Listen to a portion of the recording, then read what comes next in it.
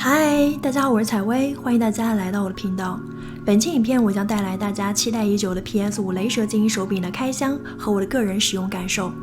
同时也会和我之前测评过的 PS5 官方精英手柄、PS5 Scarf 精英和 PS4 雷蛇精英手柄做一些简要的对比。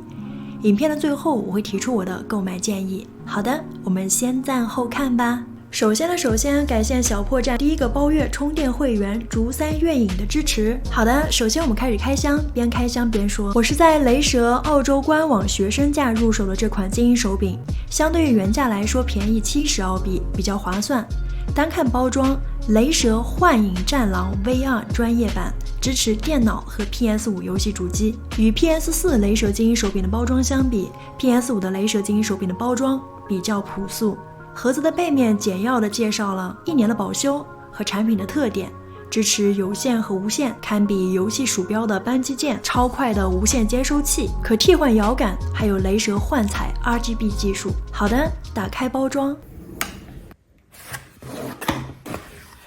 打开包装后，手柄的配件展示在眼前，我第一反应就是作为一款价格数千元的手柄，没有附带保护壳，还是让人有点失望的。拿起手柄磨砂质感，手柄两侧自带防滑纹路，真的是太舒服了。而且放在手里的第一感觉就是它太轻了，不对比不知道，一对比吓一跳。真的是无论是和官方精英手柄，还是 Scarf 精英手柄，或是普通版的手柄相比，虽然外观是从上到下更厚，并且手柄更加粗壮，可是它的重量是最轻的，这反映出雷蛇在硬件方面的出色能力。相较于 PS4 巨兽， PS5 的雷蛇精英手柄第一次放弃了对称摇杆，采用了非对称摇杆，据说是更符合人体工学，但是我使用下来没有什么特别的感受，这一点因人而异，用惯了其实都差不多。手柄上的按键按下去很清脆，感觉回弹干脆爽快，这里相较于其他手柄，大家听一下，感受一下区别。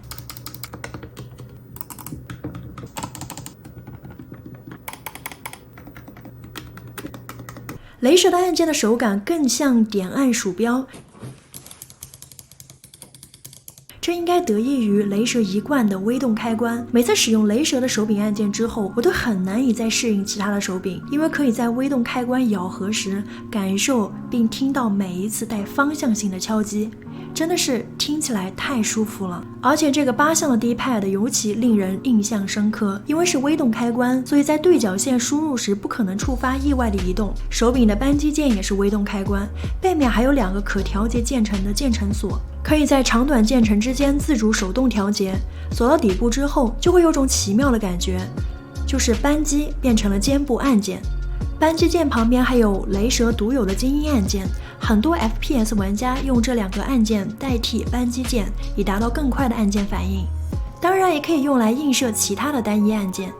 背键是左右各2个上下对称式的背键，雷蛇把它们放在靠近中心的位置。